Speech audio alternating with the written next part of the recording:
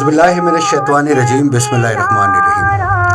तमाम तारीफ़ें उस पाक परवरदिगार के लिए कि जो तमाम जहानों का पालने वाला है, और लाखों करोड़ों दुरूद व सलाम आ हज़रत सल्लल्लाहु अलैहि वसल्लम और उनकी आल पर।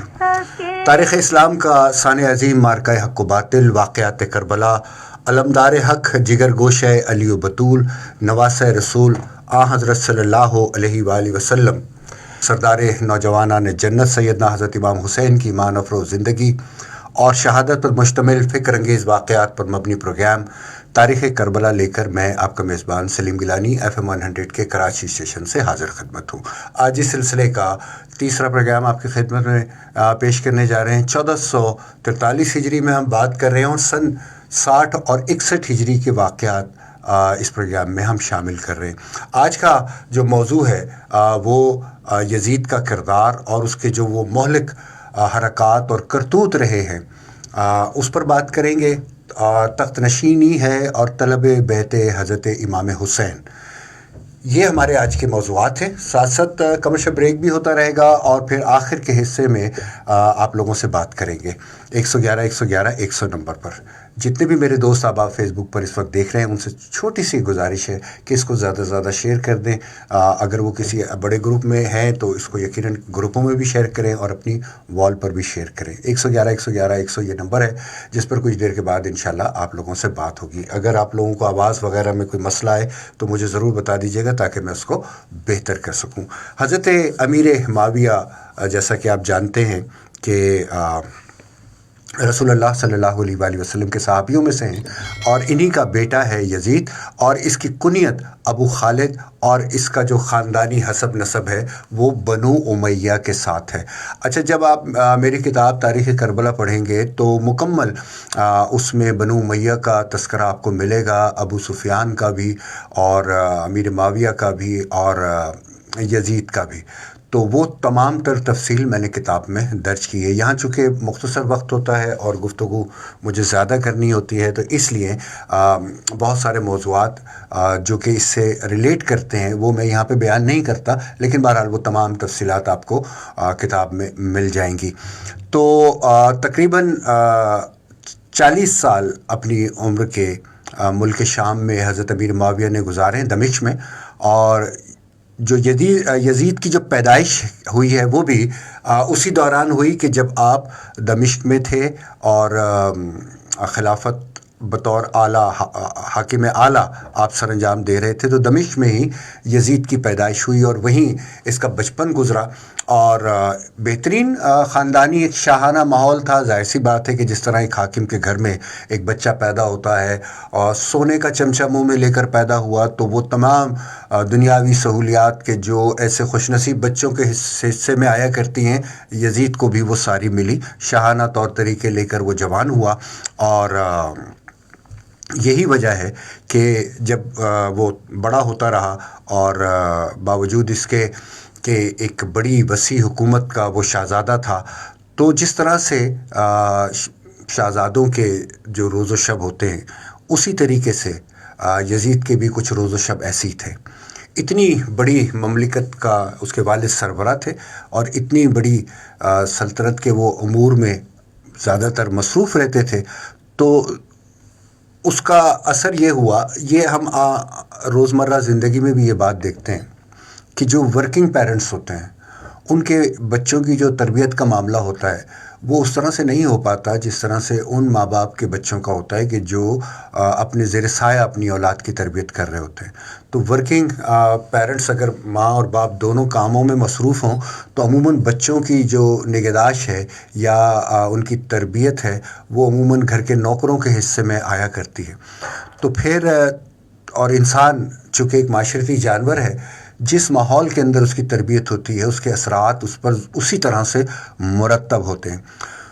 तो यजीद के साथ भी कुछ ऐसे ही मामला था कि एक बड़ा ग्रोह उसके दोस्तों का जो खुशामद परस्त थे, और जब यजीद के पास इतना पैसा और इतनी आसाइशें थी तो वो मौका परस्त लोग, ऐश परस्त लोग, उसके हम उम्र जो थे या हम ख्याल थे, इस तरह के दोस्तों का हल्का यजीद के इर्द गिर्द बन गया। और ये एक फितरी सी बात है। तो जैसा कि हम सब जानते हैं कि अल्लाह तबारक व तआला ने जो इंसान की फितरत और किस्मत है वो बड़ी अजीब व गरीब बनाई है। बच्चा पैदा ज़रूर मासूम होता है, लेकिन फिर जब वो जिस माहौल में पलता बढ़ता और जवान होता है तो वो जिस तरह का माहौल उसको मैसर आता है उसके असरात उसकी तबीयत में आने शुरू हो जाते हैं। बावजूद जितनी भी आप कोशिश कर लें, अगर इब्तदाई उम्र में बच्चे को एक बुरा माहौल मिल जाता है और वो आलूदा माहौल में परवरिश पा रहा होता है तो उससे वो अपने आप को महफूज नहीं रख सकता। तो और फिर वक्त गुजरने के साथ साथ उसके अंदर ये चीज़ पुख्ता होती चली जाती है और फिर एक टाइम ये आता है कि जब वो अपने अहले महल्ला, अपने अहले ख़ानदान, इवन अपने माँ बाप का भी एहतराम उससे वो आरी हो जाता है, या जो उनकी इज़्ज़त अफ़ज़ाई उसको करनी मकसूद होती है उससे वो आरी हो जाता है।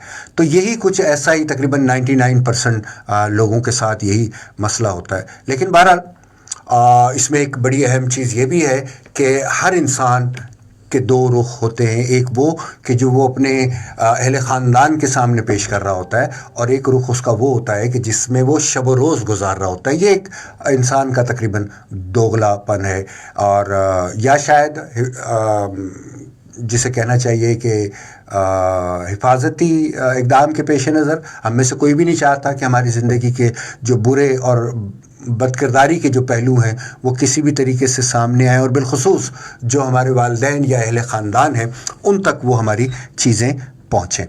तो हम अपने आप को छुपा के रखते हैं, लेकिन जब दोस्तों में बैठते हैं तो फिर वो नेक नामी और वो जो तमाम चीज़ें होती हैं वो कहीं एक तरफ रख के हम अपनी उन्हीं बुरी हरकत और सकनात के साथ दोस्तों के साथ इंजॉय कर रहे होते हैं। तो यही कुछ सूरत हाल यजीद के साथ भी ये रही, क्योंकि वो भी एक आम बच्चों की तरह उसकी परवरिश हो रही थी, और अपने तौर पर वो कोशिश ज़रूर उसने की होगी कि अपने वालिदैन और सहाबा इकराम, जो उस वक्त जय्यद सहाबा इकराम मौजूद हैं, उनके सामने तो वो साफ़ सुथरा और बड़ा नेक बख्त और सालेह बनकर पेश होता रहे। लेकिन दर हकीकत बात ये थी कि अंदरूनी तौर पर जो उसका माहौल था वो उसे पूरी तौर पर बर्बाद कर चुका था। यही वजह थी कि वो ऐश परस्ती का शिकार हो गया। यजीद 25 हिजरी में पैदा हुआ। इसकी माँ का नाम मसनून बिनते जंदल कल्बी है, और यजीद ने खलीफा वक्त के महलात में, जिस तरह मैंने प्रोग्राम के आगाज़ में बताया, कि बड़े नाज़ो नम में परवरिश पाई, ऐश व इशरत आराम परस्ती के माहौल में जवान हुआ। और इसके जो नकूश या जिसका हुलिया उसके बारे में जो थोड़ा बहुत किताबों में मिलता है, वो ये कहा जाता है कि वो बड़े भद्दे और बुरे नकूश का मालिक था, और जवानी में ही शहवत परस्ती, बदखलकी, शबाब व शराब का दिलदादा हो गया। और यही वजह थी कि जिस खानवादे से वो ताल्लुक़ रखता था या जिस वालिद का वो बेटा था, उनकी तरबियत से वो यकसर दूर हो गया, और ईमान की कमज़ोरियाँ हद दर्जा उसमें पैदा हो गई। और चूँकि कोई पूछने वाला नहीं था और दौलत की रेल पेल थी, तो उससे यही हुआ कि उसमें बहुत ज़्यादा दीनी और ईमानी जो कमज़ोरियाँ थीं वो पैदा होने लगीं। और कहा यह जाता है, किताबों में ये भी दर्ज है, कि इसी वजह से वो अपनी नमाज़ों से भी गाफिल हो गया, और उससे एहतराम सहाबा, बल्कि हद दर्जा जब हम करबला के वाक़यात देखते हैं, या जैसा कि चल के आगे मैं उसके करतूत के बारे में आपको बताऊंगा, तो अंदाज़ा होगा कि ना सिर्फ एहतराम सहाबा, अहले बैत, ये सब कुछ तो एक जानिब, वो एहतराम इंसानियत से भी आरी हो चुका था। उसे सहाबा इकराम, आले रसूल, सालिहीन का वो अदब और एहतराम नहीं था, और ना उनकी अज़मत और हुर्मत और इज़्ज़त का वो पास था कि जो उस ज़माने की उम्मत की वाज़े अक्सरियत में मौजूद था, और ख़ास कर औलाद सहाबा में। जब 25 हिजरी में वो पैदा हुआ और फिर वो जब जवान हुआ, और रजब सन 60 हिजरी में जब अमीर माविया की वफ़ात हो गई तो वो तख्त नशीन हुआ। इससे आगे के वाक़यात, एक छोटा सा कमर्शियल ब्रेक है, ब्रेक के बाद वापस आता हूँ और फिर मैं आपकी खिदमत में पेश करता हूँ। जी जनाब, अस्सलाम वालेकुम और अस्सलाम वालेकुम पाकिस्तान। एक बार फिर खुश आमदीद कहेंगे। मैं अपने उन दोस्तों का शुक्रिया अदा कर दूँ कि जो इस वक्त फेसबुक पर मौजूद हैं और बड़ी तादाद में इस प्रोग्राम को और इस नशियात को शेयर करवा रहे हैं। आतिफ़ ख़ान, आपका बहुत बहुत शुक्रिया। अब्दुल गफ़ार, माविया, जज़ाकल्लाह खैर। Hazra, Khadija, thank you very much. Raman, Arshad, आप रेगुलर हमारे लिसनर हैं और आपके बहुत सारे पैगामात मुझे मौसूल होते रहते हैं। अलवीना ख़ान, जज़ाकल्लाह खैर, आपका भी बहुत बहुत शुक्रिया।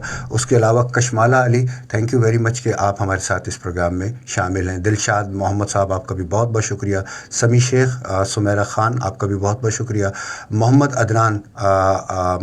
अदनान अदनाम आपका भी बहुत बहुत शुक्रिया, यमली पगली दीवानी आपका भी बहुत बहुत शुक्रिया, अनीला उरूज, डॉक्टर अनीला उरूज हैं और ये हमारी बड़ी पुरानी लिसनर हैं और कई सालों से वो हमारे साथ इस बाबरकत नशियात में हुआ करती है। मोहम्मद उस्मान सयाल साहब आपका भी बहुत बहुत शुक्रिया।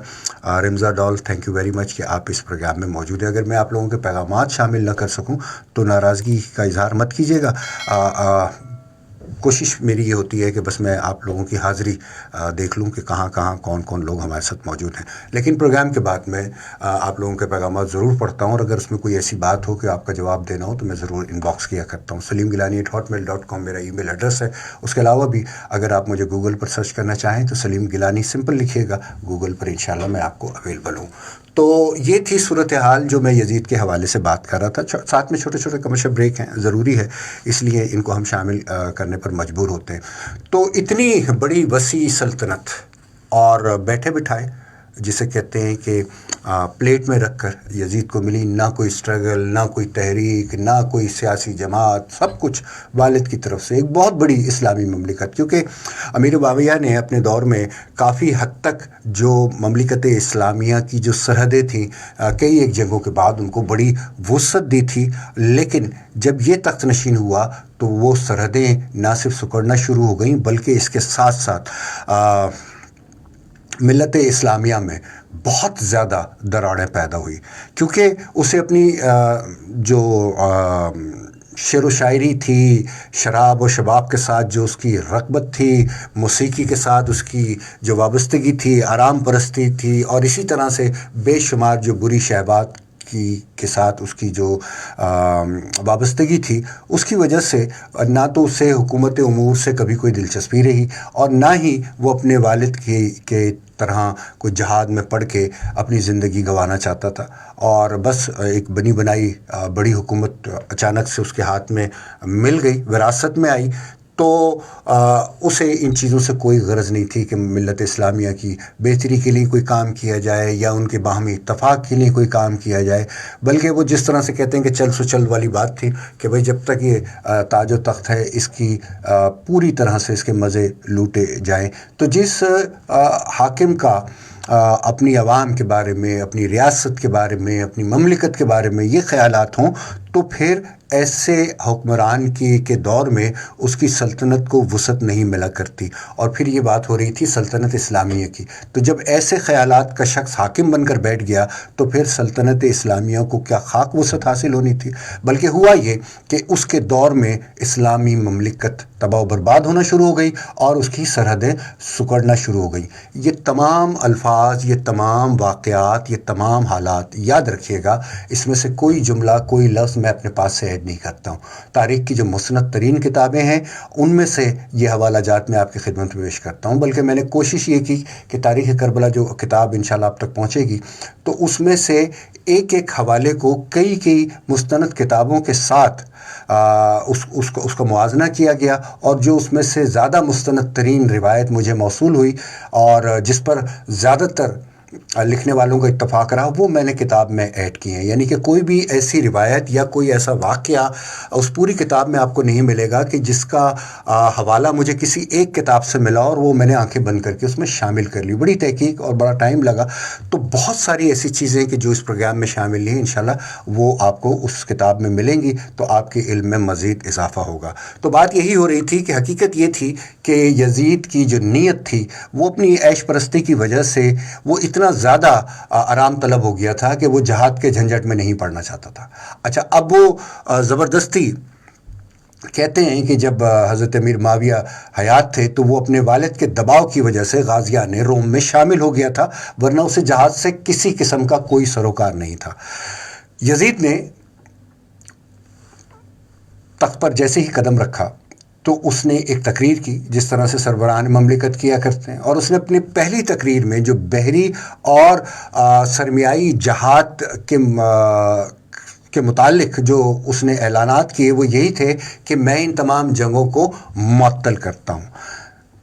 तारीख़ की किताबों में मिलता है कि उस ज़माने का एक बड़ा जो फातेह इलाका था वो जज़ीरा रोडस था और उसे जज़ीरा ارواد کے نام سے بھی پکارا جاتا ہے. تو یہ دو علیحدہ علیحدہ قریب قریب جزائر تھے کہ جہاں 53 ہجری میں حضرت امیر معاویہ کے دور حکومت میں یہ علاقے فتح ہوئے تھے اور وہاں پر مسلمانوں کی چھاونی بنا لی گئی تھی. اس کی اہمیت اس وقت کے حالات کے حساب سے یوں سمجھ لیجئے کہ جیسے اس وقت موجودہ حالات میں ہمارا جو سیاچین کا علاقہ ہے وہ ہمارے قدیمی اور روایتی دشمن کے درمیان بڑی اہم چھاونی ہے. اگر اس چھاونی میں کسی وقت ذرا سی بھی غفلت برتی جائے تو اس کے نتائج پوری قوم کو اور پورے ملک کو حد درجہ بھگتنے پڑتے ہیں. باوجود اس کے کہ جو وہ سیاچین کا علاقہ ہے وہ اس طرح کا نہیں ہے کہ وہاں انسانی حیات نمو پا سکے. جو ہماری پاکستانی فوج کے جو جوان وہاں پر تعینات ہیں اس میں سے بہت کم لوگ ایسے ہیں کہ جو صحیح سلامت واپس آتے ہیں. اللہ پاک ان سب کی ان کوششوں کو بھی مقبول و منظور فرمائے اور ان کے درجات عالیہ کو بلند کرے کہ وہ دن رات ہم سب کی حفاظت کے لیے اس ایسے ہی خوفناک جگہ پر ڈیوٹی سر انجام دیا کرتے ہیں. کہتے ہیں کہ وہاں کی جو برف ہے وہ عام برف سے بالکل مختلف ہے, اس کی تاثیر بڑی مختلف ہے. اگر وہ کہیں جسم کے کسی حصے پر ٹکرا جائے تو وہ حصہ گلنا شروع ہو جاتا ہے. تو عموماً جو لوگ وہاں سے واپس آتے ہیں سیاچین پہ ڈیوٹی کر کے عموماً وہ اپنے ہاتھ پیر گنوا چکے ہوتے ہیں. تو بہرحال ایسا ہی اہم علاقہ تھا وہ جزیرہ روڈس کہ جو سن 53 ہجری میں فتح ہوا اور وہاں پر مسلمانوں کی ایک چھاونی قائم کر دی گئی. اور اسی چھاونی کی وجہ سے بحر روم میں جو عیسائی دشمن تھے یا جو عیسائی افواج تھی ان کی نقل و حرکت پر نظر رکھی جاتی اور پھر اس کے حساب سے ان کے مقابلے کی تیاری کی جاتی. امیر معاویہ نے اپنے دور میں جس حد تک ہو سکتا تھا مجاہدین اسلام کا خیال رکھا, ہر وقت ان کی مدد پر کمر بستہ رہے. مگر جب یہ نالائق صاحبزادہ صاحب حکمراں بنا تو اس نے سب سے پہلا کام یہ کیا کہ ان مجاہدین کو کہ جو جزیرہ روڈس پر تعینات تھے ان کو فوری طور پر جزیرہ خالی کرنے کے احکامات بھیج دیے. اور جب اس میں سے کچھ لوگوں نے اس پر اعتراض کیا یا انہوں نے آنے سے منع کیا یا اس کے برخلاف گئے اس فیصلے کے, تو پھر یہ ہوا کہ حاکم وقت نے ان فوجیوں کی جو رسد تھی اور جو کمک تھی اس کو منقطع کر دیا. تو ظاہر سی بات ہے کہ جب وہ پیچھے سے ان کو رسد نہیں مل سکتی تھی, جب ان کو کمک نہیں مل سکتی تھی اور پھر شاہی حکم بھی تھا, تو وہ جزیرہ روڈس کو خالی کیا. انہوں نے اپنی زمینیں, جائیداد, کھیت اور باغات اور جو کچھ ان کے پاس وہاں موجود تھا سب کو اونے پونے دے دلا کے خیر بات کہہ کے برے دل کے ساتھ, دکھی دل کے ساتھ بادل نخواستہ وہاں سے واپس آ گئے. اور پھر ہوا یوں کہ بغیر لڑے بھیڑے مفت میں مسلمانوں کا یہ جو فاتح جزیرہ تھا یہ نصارہ کے ہاتھ میں آ گیا. بدایہ و نہایہ از ابن کثیر بسلسلہ واقعات و حوادث سن 53 ہجری. یہ پورے 53 ہجری کے جو واقعات ہیں یہ آپ کو بدایہ و نہایہ میں بھی ملیں گے, تاریخ الخلفہ میں بھی ملیں گے, تاریخ طبری میں بھی ملیں گے اور ترمذی میں بھی آپ کو یہ تمام واقعات جو ہیں اسی ترتیب و تفصیل اور کچھ تھوڑا سا آگے پیچھے تفصیل کر کے آپ کو مل جاتے. جب سن 54 ہجری میں مسلمانوں نے قسطنطنیہ کے قریب کا ایک جزیرہ تھا ارواد جس کا نام بتایا جاتا ہے اس کو بھی فتح کیا تھا. یہ سن 54 ہجری کے واقعات تھے اور وہاں بھی مسلمان تقریباً 7 سال کے قریب قابض رہے اور وہاں پر انہوں نے اپنے گھر بنائے اور کھیتی باڑی کی اور اس جزیرے کو بڑا آباد کیا اور دشمنوں کو کافی ٹائم تک وہاں پر ایک ٹف ٹائم دیا. لیکن یزید کو مسلمانوں کا یہ قبضہ بھی اور یہ کامیابی بھی ایک آنکھ پسند نہیں آئی اور اس نے اپنے دور حکومت میں جو پہلا اعلان کیا اس میں یہ تھا کہ یہ جزیرہ ارواد بھی خالی کر دیا جائے اور مسلمان یہاں سے واپس آ جائیں. ان کو حکم دے کر واپس بلا لیا. تاریخ طبری بسلسلہ واقعات 54 ہجری. تو اس بات سے اندازہ لگا لیجئے کہ جب حکومت وقت کی طرف سے جب حاکم وقت اپنی فوجوں کو کمک بھیجنا بند کر دے, ان کی رسد بند کر دے, ان کی تنخواہیں بند کر دے اور ساتھ ہی یہ شاہی فرمان جاری کر دے کہ جو جس حالت میں وہ چھوڑ چھاڑ کے واپس آ جائیں, تو پھر ہوا یہ کہ جب یزید نے بحری جنگیں بند کر دیں تو وہ یہ دونوں جو فاتح جزیرے تھے یہ مسلمانوں کے ہاتھ سے چلے گئے اور ان کا قبضہ ختم ہو گیا اور یہاں پر نصرانی اور یہودیوں نے قبضہ کر لیا. تو اس کی جو تائید ہے یا اس اعلان کی جو تائید ہمیں تاریخ کی کتابوں میں ملتی ہے وہ عنان حکومت سنبھالنے کے بعد جو یزید کا بطور خلیفہ پہلا خطبہ ہے اس میں بھی ملتا ہے. اس نے اس خطبے میں یہ ثابت ہوتا ہے کہ اپنے فوجوں کو اپنی فوجی مال و زر دے کر انہیں ناکارہ کیا جا سکتا ہے اور کس طرح سے کوئی بھی نااہل حکمراں قوم و ملت کو تباہ و برباد کر سکتا ہے اور ان تمام برائیوں کو عام کرنے کا صحرا بھی یزید کے سر جاتا ہے. جس طرح سے برا صلہ یا برا صدقہ جاریہ اچھے کام کا اچھا اور برے کام کا برا, تو اس کا برا جو صدقہ جاریہ ہے وہ بھی یزید کے کھاتے میں جاتا ہے کیونکہ یہ برائی کھلے عام حکومتی لیول پر یزید نے پہلی بار شروع کی. ایک چھوٹا سا کمرشل بریک لے لیتے ہیں, بریک کے بعد واپس آتے ہیں اور اس ایمان افروز گفتگو کو انشاءاللہ میں جاری رکھوں گا. جی جناب, السلام علیکم اور السلام علیکم پاکستان. ایک بار پھر خوش آمدید کہیں گے. ہمارے ساتھ فردوس عثمانی صاحبہ ہیں یو کے سے اور بہت بہترین براڈ کاسٹر ہیں, بالخصوص اسلامی پروگراموں کے حوالے سے. میرے جتنے بھی ریڈیو رمضان یو کے سے ہوا کرتے ہیں میرے ساتھ ہوا کرتی ہیں. جزاک اللہ خیر. آپ کی صحت کے لیے, ڈاکٹر صاحب کی صحت کے لیے دعا کرتے ہیں. آنٹی فردوس آپ کو اللہ پاک اپنے حفظ و امان میں رکھے اور آپ کی جو بھی تکلیفیں اور مشکلات ہیں وہ دور فرمائے. اچھا جناب, آپ سب کے میسیجز مجھے مل رہے ہیں اور جتنے دوستوں نے اس پروگرام کو شیئر کیا ان کا بہت بہت شکریہ. اللہ پاک سے دعا ہے کہ پروردگار ان سب کی زندگیوں میں آسانیاں پیدا فرمائے. تو بریک پہ جانے سے قبل بات ہو رہی تھی اس خطبے کی کہ جو یزید نے تخت نشینی کے بعد دیا, جس سے اس کی پوری سوچ, اس کا آگے کا لاہ عمل, اس کی پلاننگ یا اس کے اندر جو صلاحیتیں بطور حاکم تھی وہ سب نظر آتی ہیں. بدایہ و نہایہ جلد نمبر 8 صفحہ نمبر 143 اور اسی طرح سے تاریخ الخلفاء میں بھی یہ خطبہ درج ہے. اس نے کہا کہ بے شک میرے والد تم کو بحری مہمات پر بھیجا کرتے تھے, مگر میں کسی مسلمان کو کسی بھی طرح کی جنگی مہم پر بھیجنے کا قائل نہیں ہوں. بے شک میرے والد تم کو روم میں جب موسم سرما ہوا کرتا تھا, یعنی کہ سخت ترین سردی کا موسم ہوتا تھا, اس میں تمہیں جہاد پہ روانہ کیا کرتے تھے اور میں نہیں چاہتا کہ سردیوں میں تم اپنے گھروں کو اور محلات کو چھوڑ کر اور اپنی بیگمات کو چھوڑ کر تم کسی بھی صورت روم کی سرزمین پر جاؤ اور میں تمہیں وہاں نہیں بھیجوں گا. اور دوسری بات یہ کہ میرے والد کے دور میں جو تمہارا وظیفہ تھا, جو تمہاری تنخواہیں تھیں, وہ تمہیں سالانہ 3 اقساط میں ادا کیا کرتے تھے. تو میں اس فیصلے کو کالعدم کرتا ہوں اور اب تمہیں میں سارے کا سارا جو تمہارا محنتانہ ہے, جو تمہاری سیلریز وٹ ایور جو بھی اس کو کال کیا جاتا ہوگا زمانے میں تمہیں ایک بار ہی یکمشت دے دیا کروں گا. تو یہ پیسے لو, اپنے گھروں میں بیٹھو, عیش کرو, جنگ منگ چھوڑو. تو یہ یزید کے خیالات تھے بطور حاکم.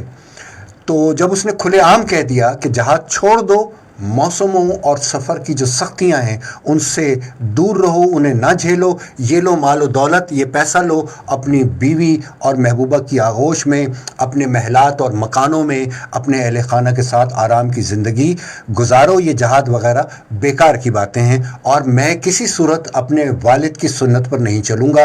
یہ انہی کو مبارک. یہ وہ اس کے خیالات تھے کہ جس کی وجہ سے جو علاقے تھے یہ ان کے ہاتھ سے چلے گئے.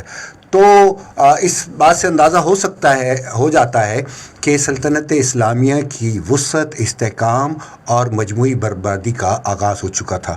تو اس نے یہی کہا کہ یہ تمام جو چیزیں ہیں یہ میرے والد کو مبارک ہوں, میں ایسے کوئی خیالات نہیں رکھتا, بس جو باقی کی زندگی وہ عیش پرستی میں گزاری جائے. تو یہ برے خیالات, بد فطرت, بد سیرت, بد اخلاق یزید نے اپنے والد کی بنی بنائی وسیع و عریض سلطنت پر صرف 3 سال 7واں حکومت کی, اور جب اس کی عمر 39 سال کی ہوئی تو 15 ربیع الاول سن 64 ہجری میں یہ وفات پا گیا. اس کی پوری تفصیل آپ کو کتاب میں مل جائے گی. اچھا, یعنی کہ سن 64 ہجری, سن 61 ہجری میں واقعہ کربلا ہوا. اس قیامت کو ڈھانے کے صرف 3 سال بعد یہ شخص یہ خالق کے کائنات کے سامنے پیش ہو گیا. اپنی حکومت کے دوران اس شخص نے امت مسلمہ پر وہ ظلم و ستم ڈھائے کہ بیان سے باہر ہے. اس کی بد حکمت عملی اور بد سوچ کی وجہ سے، جس طرح میں نے تفصیلاً بتایا کہ امت مسلمہ کی وسعت کو تو نقصان ہوا ہی ہوا، امت مسلمہ کا وقار بھی مجروح ہوا، امت مسلمہ کا شرازہ بکھر گیا، فتوحات رک گئیں، ملت اسلامیہ انتشار کا شکار ہو گئی، احترام صحابہ، آل رسول و صالحین میں بے حد کمی آ گئی، اور اس طرح سے غیروں کو آج تک اور بلکہ قیامت تک اسلام اور نفاذ اسلام کے خلاف بات کرنے کا موقع مل گیا۔ آج بھی جو غیر مسلم ہیں، بالخصوص ہمارے پڑوس کے جو لوگ ہیں، وہ اس چیز کو بڑی اہمیت دیتے ہیں اور اس چیز کو بڑھا چڑھا کے پیش کرتے ہیں کہ ایک مسلمان شخص نے جو کہ امتی رسول تھا، اس نے اپنے ہی رسول کے پوری آل کو کاٹ کے رکھ دیا۔ تو کچھ احادیث مبارکہ ہیں یہاں پر جو بڑی توجہ طلب ہیں، کہ جس سے یزید کے بارے میں کچھ تھوڑی سی پیشن گوئی اور اس کے کردار کے بارے میں مزید ہمیں واقفیت ملتی ہے۔ حضرت عائشہ صدیقہ رضی اللہ تعالیٰ عنہما اور حضرت عبداللہ ابن عمر رضی اللہ تعالیٰ عنہما سے روایت ہے کہ رسول اکرم صلی اللہ علیہ وآلہ وسلم کا ارشاد مبارک ہے کہ آپ فرماتے ہیں کہ میں نے 6 اشخاص پر لعنت کی ہے، اور حق تعالیٰ نے، اور ظاہر سی بات ہے کہ جو لعنت رسول کی ہوگی وہ براہ راست اللہ کی ہوگی، کیونکہ رسول اپنی پاس سے کچھ نہیں کہتے۔ تو رسول اللہ صلی اللہ علیہ وآلہ وسلم نے 6 طرح کے لوگوں پر لعنت فرمائی، اور یہ روایت ہے جس کے راوی حضرت عائشہ اور حضرت عبداللہ ابن عمر ہیں۔ آپ فرماتے ہیں کہ نبی پاک صلی اللہ علیہ وآلہ وسلم نے فرمایا کہ چونکہ ہر نبی مستجاب دعوت ہے، یعنی کہ وہ جو بھی دعا اللہ کی بارگاہ میں کرے وہ پوری ہوتی ہے۔ پھر آپ فرماتے ہیں کہ ایک پہلا شخص وہ کہ جو اللہ کی کتاب یعنی کہ قرآن مجید میں کوئی ترمیم کرے یا اس میں زیادتی کرنے والا، دوسرا وہ کہ جو تقدیر الہی کی تکذیب کرے، کہ جو پروردگار نے اس کی تقدیر میں لکھ دیا اس پر بجائے صبر کرنے کے اس کی تکذیب کرے، اس کو جھٹلائے۔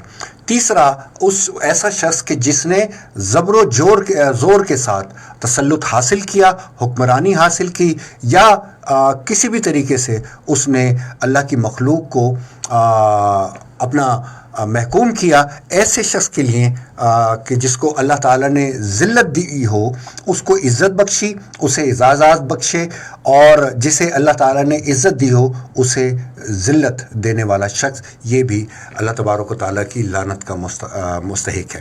اسی طرح سے پھر آگے چل کر آپ نے فرمایا کہ چوتھا وہ شخص کہ کوئی بھی ایسا شخص کہ جو حرم الہی کی حرمت کو پامال کرے، اور پانچواں وہ کہ جو میری اطرت یعنی کہ میری اولاد، میری ذریت، میرے خونی رشتوں کی کہ جو حرمت اللہ تبارک و تعالیٰ نے قائم رکھی، اور میں یہ تفصیلی کل کے پروگرام میں آپ کی خدمت میں پیش کر چکا ہوں جب ہم شان اہل بیت بیان کر رہے تھے۔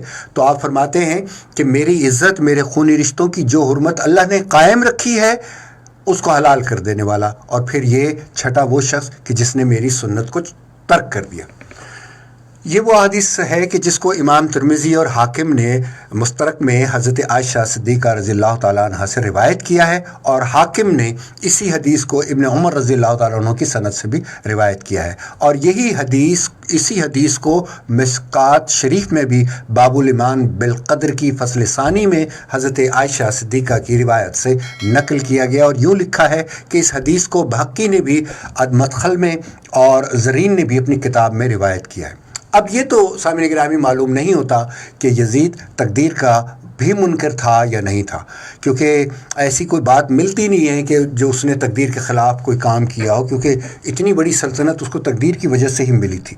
مگر باقی کے جو 4 عیب ہیں وہ اس میں موجود تھے، کہ وہ ہمیشہ دھونس اور دباؤ اور جبر و زور سے امت مسلموں پر مسلط ہوا تھا۔ اس کی تفصیل بھی آپ کو میری کتاب میں مل جائے گی کہ یہ حاکم کس طرح سے بنا۔ اہل بیت نبی صحابہ اکرام کے جو اللہ تعالیٰ اور اس کے رسول کے نزدیک معزز ترین خلائق ہیں، کہ جنہیں اللہ تبارک و تعالیٰ نے قیامت تک عزت و احترام والا بنایا، اور ان کے درجات تک کوئی دوسرا شخص نہیں پہنچ سکا، ان کی توہین و تذلیل کرنے والا بھی یہی شخص تھا، اور نہ صرف توہین و تذلیل کی بلکہ حد الوسع کوئی بھی ایسی کسر اس نے باقی نہیں رکھی۔ مفسدین اور شریر لوگ کہ جنہوں نے حرمین شریفین پر چڑھائی کی، حضرت امام حسین نواز رسول صلی اللہ علیہ وآلہ وسلم کو کربلا کے میدان میں شہید کیا، ایسے بد فطرت اور بد زمانہ لوگ عبید اللہ بن زیاد، عمر بن سعد، شمر ذیل جوشن، مجرم بن عقبہ، حسین بن نمیر، یہ وہ لوگ تھے کہ جو اس نے اپنی کیبنٹ میں شامل کیے ہوئے تھے، جنہیں اپنے دور حکومت میں اس نے بڑے بڑے عہدوں پر فائز کیا ہوا تھا۔ ایسے خبیث اور ظالم افراد اس کے نزدیک، یعنی کہ یزید کے نزدیک، اس کے نگاہ میں بڑے معزز اور محترم تھے، اور یہی وجہ ہے کہ اس نے حرم الہی کی حرمت کا بھی کوئی پاس نہیں رکھا۔ اطرت پیغمبر رسول خدا صلی اللہ علیہ وآلہ وسلم کو خاک میں ملایا، اور ظاہر سی بات ہے کہ سنت کو تو وہ ترک کرنے ہی والا تھا۔ حضرت آدم علیہ السلام کی اولاد میں عزیزان گرامی، یعنی کہ بنی نوع انسان میں، یہ واحد وہ بدبخت انسان ہے کہ جس کی پیشانی اور چہرے پر نواسہ رسول، جگر گوشہ علی و بطول، سیدنا حضرت امام حسین سردار نوجوانان جنت اور آپ کے ساتھیوں کے قتل کا سیاہ داغ ہی نہیں بلکہ پورے کے پورے چہرے پر کالک بھی ملی ہوئی ہے۔ اس بدبخت نے بلکہ اسی بات پر اکتفا نہیں کیا، بلکہ جیسے ہی اسے بہانہ ملا، یعنی کہ تاریخ واقعات کربلا کے فوراً بعد ہی اس نے بہانہ ملتے ہی مدینہ طیبہ پر چڑھائی کر دی۔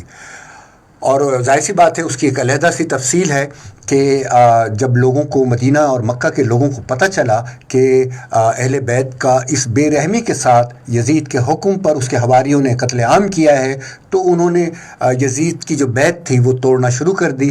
اس بات کو اس نے بہانہ بنایا اور مدینہ طیبہ پر چڑھائی کر دی، اور اس کے حکم سے اس کے لشکر نے وہاں پر وہ قتل و غارت گیری کی کہ خدا کی پناہ۔ ظلم و بربریت، قتل و غارت گیری اور وسیع پیمانے پر عصمت دری کی جو داستان اس بدبخت گھٹیا انسان نے رقم کی، وہ اپنی مثال آپ ہے، اور یقیناً میرے جیسے کمزور لوگوں کے لیے ناقابل بیان ہے کہ میں آپ کی خدمت میں پیش کروں۔ اور اس کے بعد بھی وہ بدبخت اپنی مدہوشی سے باز نہیں آیا، اور اس کے حکم سے پھر خانہ خدا پر منجیقوں سے چڑھائی کی گئی، اس پر پتھر برسائے گئے، آگ کے گولے برسائے گئے، خانہ کعبہ کی دیواروں کو شکستہ کیا گیا، خانہ کعبہ کو آگ لگا دی گئی، اور اس کے غلاف اور اندر رکھے ہوئے تبرکات بھی اس میں جل کر خاک ہو گئے۔ اور اس میں بہت اہم تبرکات میں جو حضرت اسماعیل علیہ السلام کی جگہ پر پیش کیا جانے والا حضرت جبریل امین کی جانب سے جو دمبا تھا، اس کے جو سینگ تھے وہ بھی ان تبرکات میں شامل تھے۔ اس کے علاوہ بھی وہ جگہ ایسی ہے کہ جو ملت اسلامیہ کے ہر فرد کے دل میں موجود ہے، اس کا احترام، تو ایسی قابل احترام جگہ کو بھی اس نے نہیں چھوڑا۔ یہ تمام تفصیلی واقعات آپ کو میری کتاب میں انشاءاللہ مل جائیں گے۔ میں یہاں پر مختصراً آپ کو بتاؤں کہ اس نے مدینہ طیبہ اور مکہ مکرمہ پر حملہ جس انداز میں کیا، اس کا مختصر سا احوال میں آپ کی خدمت میں ضرور پیش کروں گا، تاکہ اس واقعے اور اس سانحے کربلا کا جو اہم ترین کردار ہے یزید، اس کے بارے میں ہم مکمل طور پر جان لیں۔ ایک چھوٹا سا خاموش بریک کے بعد واپس آتا ہوں اور اس گفتگو کو انشاءاللہ میں جاری رکھوں گا۔ السلام علیکم اور السلام علیکم پاکستان، ایک بار پھر آپ سب کو خوش آمدید کہیں گے۔ 10:30 بجے انشاءاللہ آپ لوگوں سے بات ہوگی 111 نمبر پر۔ ان تمام دوستوں کو بھی میں شکریہ ادا کر دوں کہ جس بابرکت نشریات میں میرے ساتھ ہیں۔ ہمارے دوست پاکستان نیوی سے شکیل ڈالفن ہمارے ساتھ ہیں، جزاک اللہ خیر۔ USA ملواکی سے میرے بہت ہی پیارے دوست ہیں محمد عمران صاحب میرے ساتھ ہیں۔ اللہ تبارک و تعالیٰ سے بطور خاص دعا ہے کہ ان کی والدہ جو ہیں وہ شدید علیل ہیں، ہاسپٹلائز ہیں کئی ایک دنوں سے، تو ان کے لیے میری بھی دعا اور آپ سب سے بھی دعا کی درخواست ہے، اور جتنے بھی بیمار ہیں ان سب کے لیے اس بابرکت ایام میں اگر ہم دعاؤں کا سلسلہ کریں تو یقیناً اللہ کی بارگاہ میں، ویسے تو اللہ کا دروازہ ہمہ وقت کھلا رہتا ہے، لیکن کچھ نہ کچھ نسبت کسی نہ کسی حوالے سے ہوتی ہے۔ تو حضرت امام حسین نواز رسول صلی اللہ علیہ وآلہ وسلم کے واسطے سے اللہ تبارک و تعالیٰ سے دعا کرتے ہیں کہ جتنے بھی پریشان حال ہیں، جتنے بیمار ہیں، ان سب کو صحت کاملہ اور عاجلہ عطا فرما، جن کی جو جائز حاجات ہیں رب العالمین اسے تیری بارگاہ میں بڑی عقیدت کے ساتھ پیش کرتے ہیں، اسے قبول فرما اور ان سب کی مشکلات کو دور فرما۔ بالخصوص اس کووڈ-19 کی وجہ سے جو پوری دنیا میں عالم انسانیت ایک تکلیف کا، ایک پریشانی کا اور ایک دکھ کا اور ایک خوف کا شکار ہے، اسے بھی ان سب کو نجات دے۔ تو آپ سب دوستوں کا بھی بہت بہت شکریہ، ارمان ارشد آپ کا بھی بہت بہت شکریہ، اور جتنے بھی دوست احباب جو ابھی نئے جڑے ہیں ان سب کا بھی بہت بہت شکریہ۔ تو بریک پہ جانے سے قبل یزید کے جو مہلک کرتوت ہیں ان کے حوالے سے بات ہو رہی تھی۔ میں نے بتا دیا کہ سن 53 ہجری میں اور 54 ہجری میں اس نے جنگیں ملتوی کیں، اور وہ اپنے جو فاتح علاقے تھے ان کو چھوڑ کر فوجوں کو واپس بلا لیا، اور جب 61 ہجری میں قتل امام حسین ہوا، اور اس کے بعد لوگوں کو جب یہ پتہ چلا، کیونکہ وہ ظاہر سی بات ہے ایسا دور تو نہیں تھا کہ فوری طور پر جو ہے کمیونیکیشن کا جو آج کا دور ہے کہ سیکنڈ کے 1000ویں حصے میں دنیا میں کہیں پہ بھی ہونے والے واقعات سے آپ آگاہی حاصل ہو جاتی ہے آپ کو، ایسا نہیں تھا۔ خبریں پہنچتے پہنچتے، بات پہنچتے پہنچتے مہینوں لگ جایا کرتے تھے۔ ایسا ہی کچھ ہوا کہ جب اہل مدینہ کو اور اہل مکہ کو اور دیگر علاقے کے لوگوں کو جب یہ پتہ چلا کہ حاکم وقت نے نواز رسول صلی اللہ علیہ وآلہ وسلم کو اپنے حواریوں کے ہمراہ اس بے دردی سے کربلا کے میدان میں شہید کیا، تو بے شمار لوگوں نے اس کی جو بیعت تھی وہ توڑنا شروع کر دی، اور ایسے حاکم کے خلاف عدم اعتماد کی تحریک پیش کرنے کی شروعات ہو گئی۔ اس کو بہانہ بنایا، اور 2 سال بعد 63 ہجری میں حرم نبوی پر اس نے اپنی فوج بھیجی، اور اس سے یہ حکم دیا کہ مدینہ پاک کی حرمت کو پامال کرو اور اسے خاک میں ملاؤ، اور اہل مدینہ پر جس درجہ ہو سکتا ہے ظلم و ستم ڈھاؤ۔ یہ وہ تاریخ کا ایک ایسا خوفناک باب ہے کہ جس کی کو بیان کرنا ہر انسان کے بس کی بات نہیں ہے۔ یہ وہ ٹائم تھا، اس حکم کے بعد اہل مدینہ پر حد درجہ ظلم و ستم ڈھائے گئے۔ مدینہ طیبہ کی گلی کوچوں میں جو صحابہ کرام تابعین عظام موجود تھے، ان کے خون سے اس بابرکت شہر کو، کہ جو رسول خدا صلی اللہ علیہ وآلہ وسلم کا پسندیدہ ترین شہر ہے، اور آج بھی اور قیامت تک ہر اس شخص کے لیے کہ جو دعوی محبت رسول خدا کرتا ہے، جو عقیدت رسول خدا میں اپنے آپ کو محسوس کرتا ہے، اس کے لیے مدینہ طیبہ کا جو مقام اور مرتبہ ہے وہ کائنات کی ہر چیز سے بلند ہے۔ تو اس کی گلی کوچوں کو خون سے آلودہ کیا گیا، رنگین کیا گیا، اور وہ بھی صحابہ اکرام اور اس زمانے کے جو تابعین اور عظام تھے ان سے۔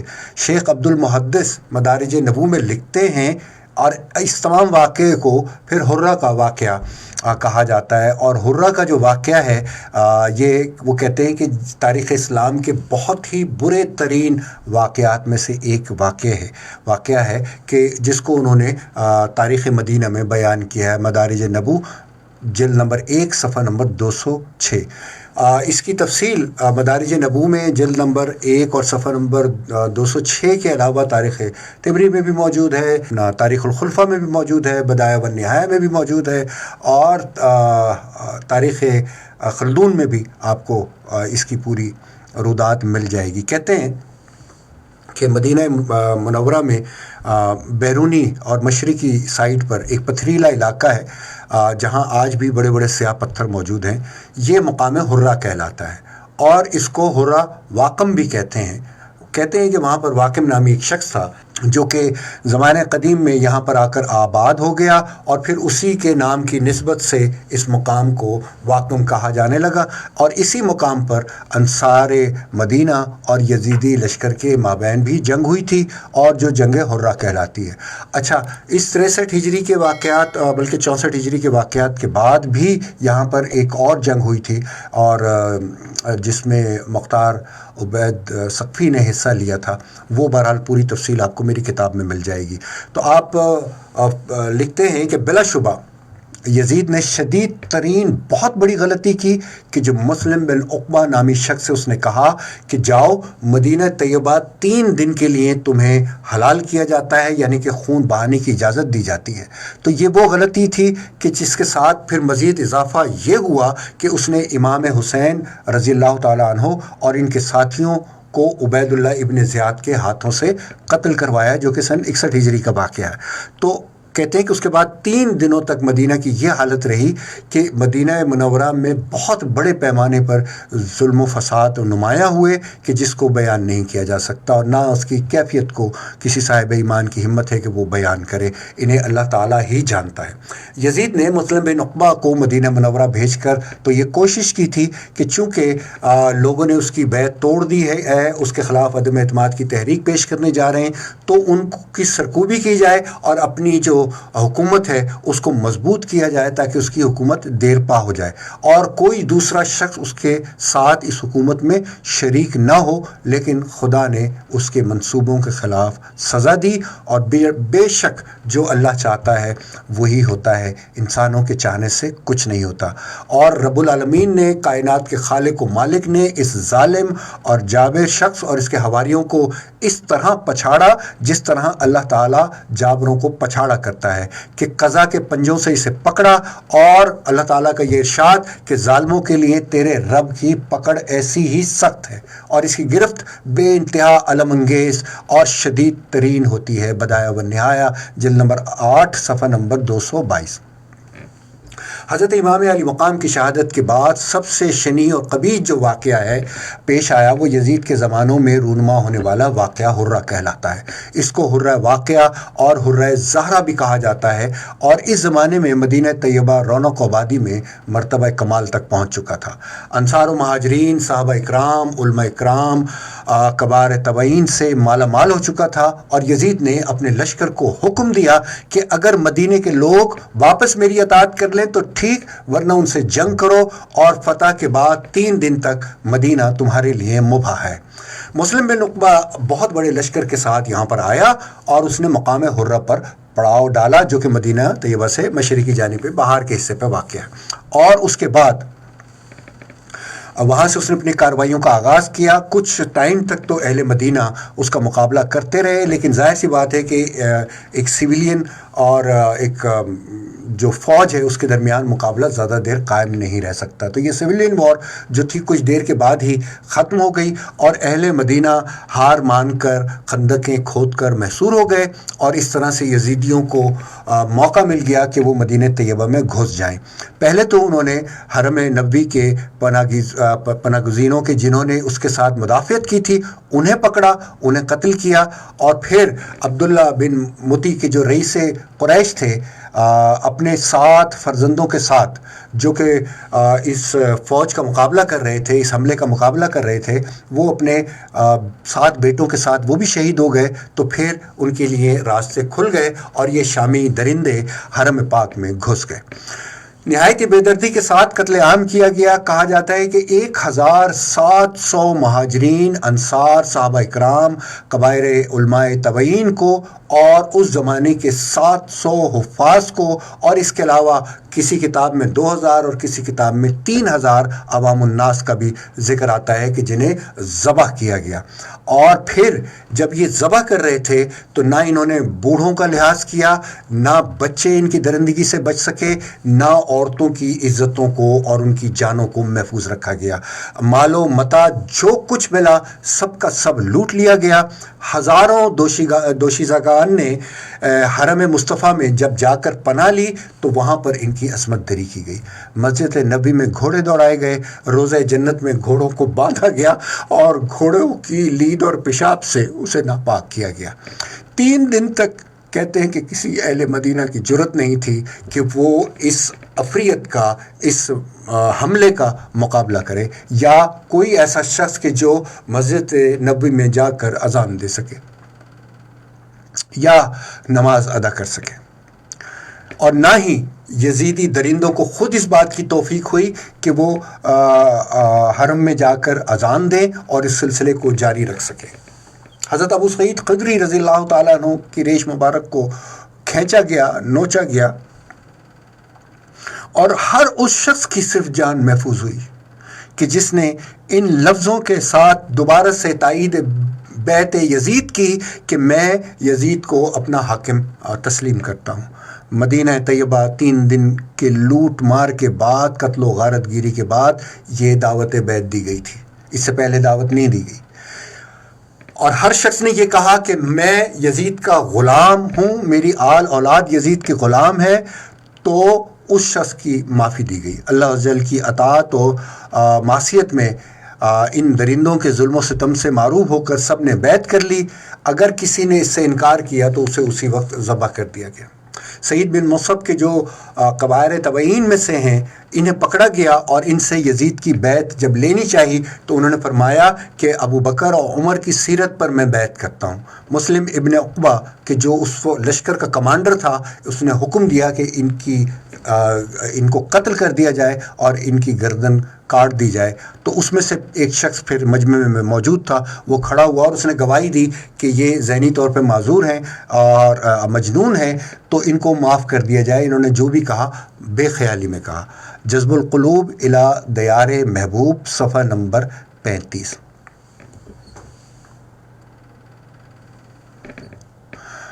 تو جو حرہ کے مظالم ہیں، امام دارمی اپنی سنن میں بھی ان کو روایت کرتے ہیں۔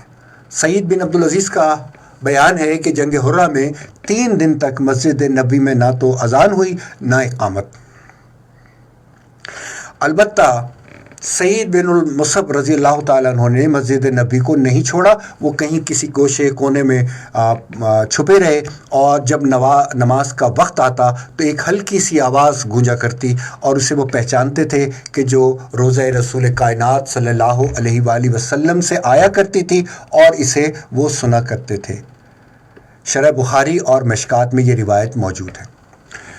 اور جس طرح میں نے بتایا کہ جنگ حرہ کا جو سبب تھا وہ یہ تھا کہ جب انصار مدینہ نے یزید کی میخواری، بد کرداری اور اس ظلم کے سبب کہ جو اس نے اہل بیت پہ روا رکھا، اس کی بیعت توڑ دی، تو یزید نے مسلم بن عقبہ کو ایک فوج کثیر کے ساتھ مدینہ منورہ کی جانب یہ حکم دے کر روانہ کیا کہ 3 دن تک مدینہ طیبہ تمہاری فوج کے لیے اور تمہارے لیے حلال ہے، اور ان 3 دنوں تک تمہیں مکمل چھٹی ہے، تم جو چاہو کر لو، اس مدت میں کسی کی بھی جان و مال محفوظ نہیں ماں سوائے اس کے کہ جو میری بیعت کر لے۔ تو امام طبری نے بسند نقل کیا ہے تبری میں کہ اس مسلم نے ایک جماعت کو زندہ گرفتار کر کے قتل کرا دیا، جس میں حضرت معقل بن سنان، محمد بن ابی الحجم بن حذیفہ اور یزید بن عبداللہ بن زمامہ رضی اللہ تعالیٰ عنہم جیسے جلیل القدر صحابہ بھی شامل تھے، اور باقی لوگوں سے اس شرط پر بیعت لی کہ وہ یہ الفاظ دہرائیں کہ وہ یزید کے غلام ہیں۔ حافظ ابو بکر بن ابی خسمیہ بسند صحیح کہ جو جویریہ بن اسمس سے منقول ہے، وہ لکھتے ہیں کہ اور جن کو قتل ہونا تھا وہ قتل کر دیے گئے، تو مسلم نے لوگوں سے اس شرط پر بیعت لی کہ وہ یزید کے غلام ہیں، ان کی جان و مال، بیوی بچوں کے بارے میں جو حکم یزید صادر کرے اسے تسلیم کریں گے۔ تاریخ طبری۔ امام طبری نے اپنی مجم میں بطریق محمد بن سعید بن رمانہ اس بیعت کے ان لفظوں کے ساتھ نقل کیے ہیں۔ اور پھر جب اہل مدینہ سے یزید کی جو مخالفت ظاہر ہونی تھی وہ ظاہر ہو گئی، تو یزید نے مسلم کو ان کی طرف بھیجا اور اس نے آ کر 3 دن تک مدینے کو حلال کر دیا۔ فوج کے لیے اہلیان مدینہ پر ہر قسم کے ظلم و ستم کی کھلی چھٹی تھی، اور پھر ان لوگوں کو یزید کی بیعت کے لیے کہا گیا اور اس شرط پر دعوت دی گئی کہ وہ یزید کے زر خرید غلام ہے، اور اللہ کی اطاعت ہو یا معصیت، دونوں صورتوں میں اس کا حکم بجا لانا ضروری ہے۔ تاریخ طبری۔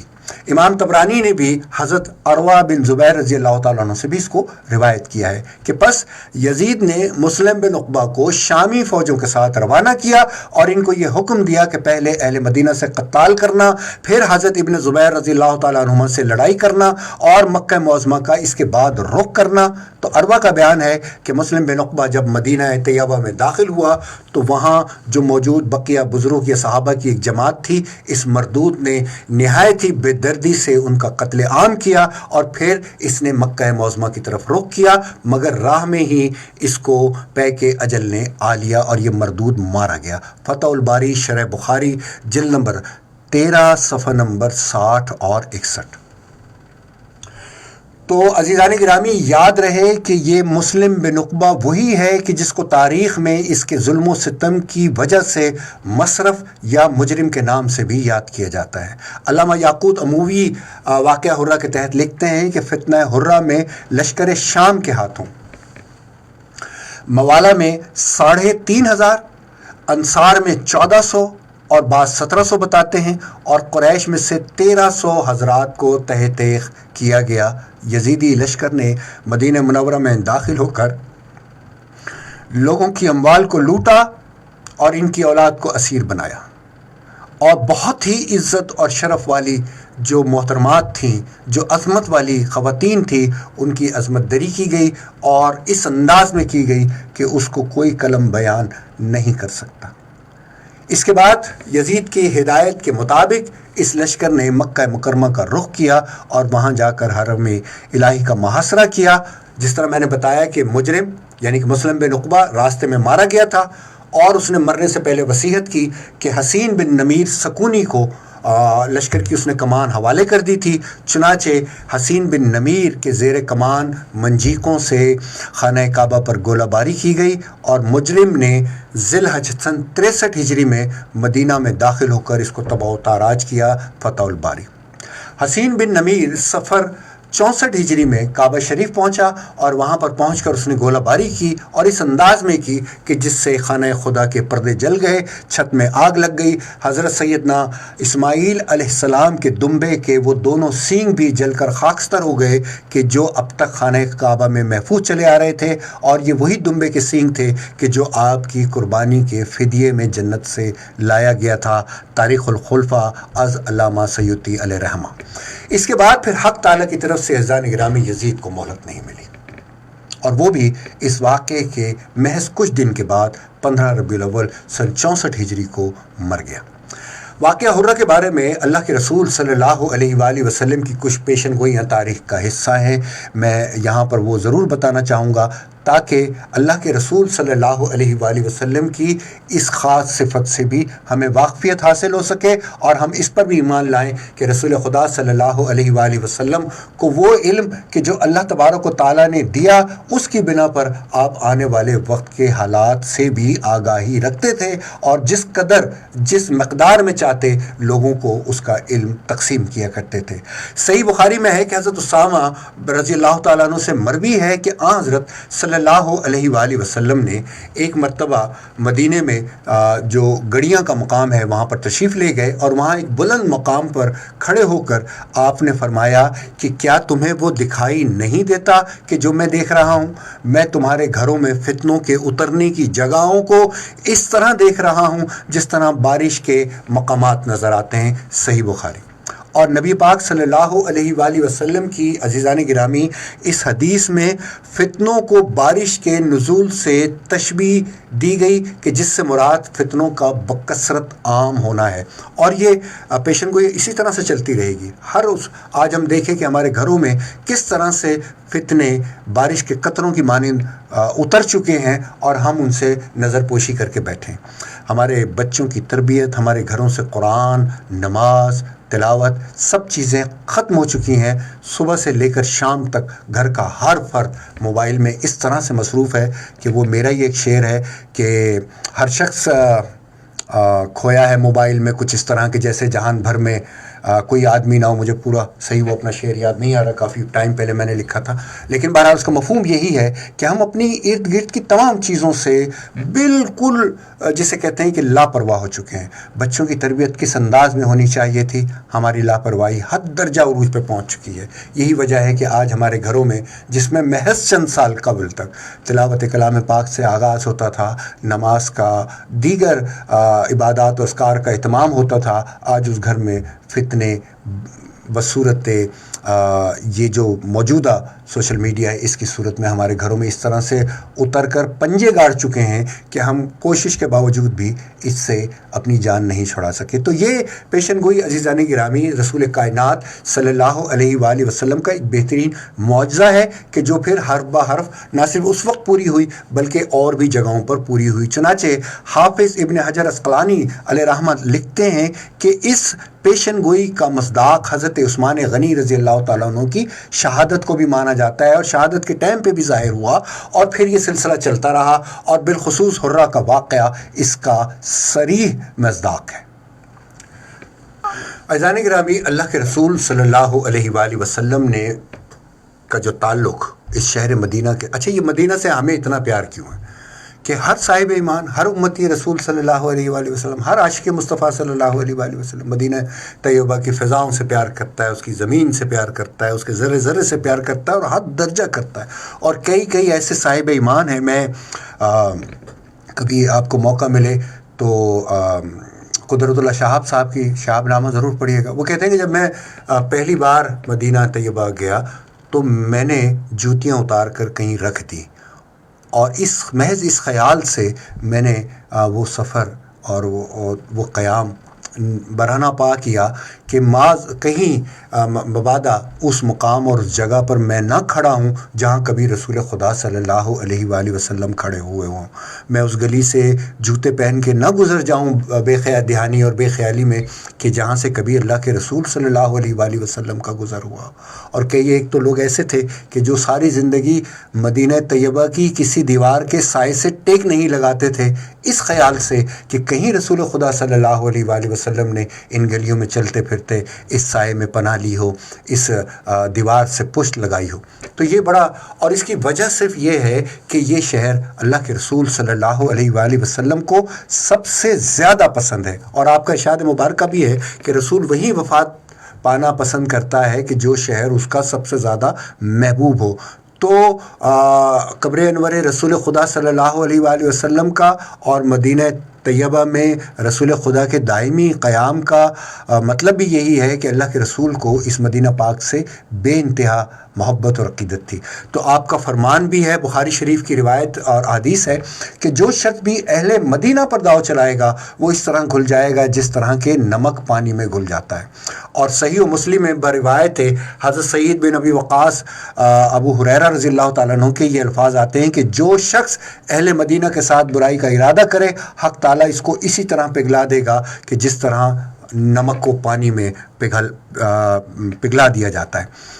قاضی ایاس حدیث کی تشریح میں یہ تحریر فرماتے ہیں کہ جس طرح کے ان لوگوں کی شان و شوکت ختم ہو کے رہ گئی جنہوں نے بنی امیہ کے عہد حکومت میں اہل مدینہ سے جنگ کی تھی، جیسے کہ مسلم بن عقبہ، تو وہ اس جنگ سے پلٹتے ہی ہلاک ہو گیا. اور پھر اسی طرح اس مہم پر بھیجنے والا یزید بن معاویہ بھی اس کے پیچھے پیچھے موت کے منہ میں چلا گیا. شرح مسلم از نوی.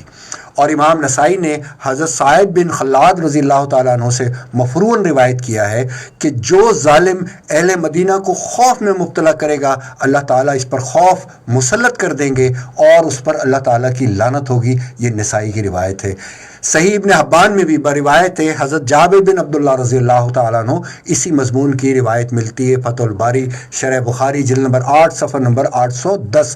اور رویانی اپنی سند میں حضرت ابو دردہ رضی اللہ تعالیٰ عنہ سے روایت کرتے ہیں کہ انہوں نے فرمایا کہ میں نے اللہ کے رسول صلی اللہ علیہ وآلہ وسلم کو یہ ارشاد فرماتے سنا کہ میری سنت کا پہلا بدلنے والا شخص بنو امیہ کا ہوگا کہ جس کا نام یزید ہوگا. تاریخ الخلفاء صفحہ نمبر 142. اور ابو یعلا اپنی مسند میں جو کہ بسند ضعیف ہے حضرت ابو عبیدہ رضی اللہ تعالیٰ عنہ سے روایت فرماتے ہیں کہ رسول اکرم صلی اللہ علیہ وآلہ وسلم نے فرمایا کہ میری امت ہمیشہ عدل و انصاف پر قائم رہے گی یہاں تک کہ پہلا رخنہ اندازی کرنے والا بنو امیہ کا ایک شخص ہوگا جس کا نام یزید ہوگا. تاریخ الخلفاء صفحہ نمبر 142. حضرت عمر بن عبدالعزیز رضی اللہ تعالیٰ عنہ کہ جن کا تعلق بنو امیہ سے ہی ہے، یعنی کہ وہ مروان کے پوتے اور خلیفہ عبد المالک بن مروان کے داماد اور بڑے فضل و کمال والے، تقوی اور پرہیزگاری کے بارے میں وہ صرف ان کا اتنا ہی بتا دینا کافی ہے کہ ان کی خوبیوں کے سبب ان کو بھی احتراماً خلفۂ راشدین میں شمار کیا جاتا ہے جبکہ وہ نہیں تھے. تو آپ کے سامنے کسی شخص نے بات چیت کے دوران بے دھیانی میں یزید بدبخت کو امیر المومنین کہہ دیا تو آپ نے اس شخص کو کوڑے لگوائے اور سزا دی. تاریخ الخلفاء صفحہ نمبر 142. تو علامہ حبان تحریر فرماتے ہیں کہ امام احمد بن حنبل رضی اللہ تعالیٰ عنہ یزید کے کفر کے قائل ہیں اور ان کے لیے ہمارا یہ فرمان کافی ہے کہ ان کا تقوی اور علم اس امر کا متقاضی ہے کہ جو بات وہ کہہ دیں اپنے علم کی بنیاد پر تو اسے ماننا جائز ہے. تو بہرحال برکات علیہ رسول صفحہ نمبر 155. تو یہ یزید کا کردار، یہ اس کی کرتوت، اور بہت تفصیل ہے، بہت زیادہ تفصیل ہے جو یقیناً یہاں پروگرام میں ممکن نہیں کہ میں بیان کر سکوں، لیکن بہرحال جب اللہ کو منظور ہوا اور کتاب آپ تک پہنچے گی تو اس کو میں نے بڑے تفصیلی انداز میں شامل کیا ہے۔